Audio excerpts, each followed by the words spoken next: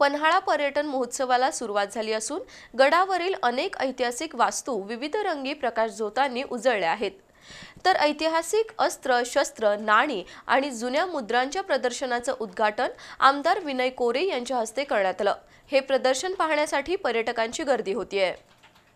भडगाव इथल्या समाधान सोनाळकर यांनी संग्रहित केलेल्या शिवकालीन शस्त्रांचं प्रदर्शन पन्हाळ्यावरील इंटरप्रिटेशन सेंटर इथं सुरू झालंय.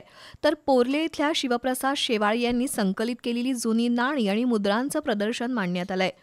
विविध आकाराच्या तलवारी, कट्यार, गुप्ती, चिलखत, जिरेटोप, उंदीर सापळा, कर्द, खंजीर अशा शेकडो शस्त्रांची माहिती आणि दर्शन होत असल्यानं इतिहासप्रेमींना एक पर्वणी मिळाली आहे.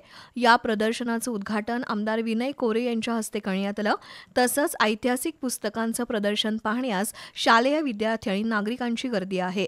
यावेळी प्रांताधिकारी समीर शिंगटे, पन्हाळ्याचे मुख्याधिकारी चेतनकुमार माळी, तहसीलदार माधवी शिंदे, गटविकास अधिकारी सोनाली माडकर, माजी नगराध्यक्षा रुपाली धडेल, विजय पाटील, माजी उपनगराध्यक्ष चैतन्य भोसले, रवींद्र धडेल, जीवन पाटील, अख्तर मुल्ला, रवींद्र तोरसे, साहिल पवार, नियाज मुल्ला उपस्थित होते.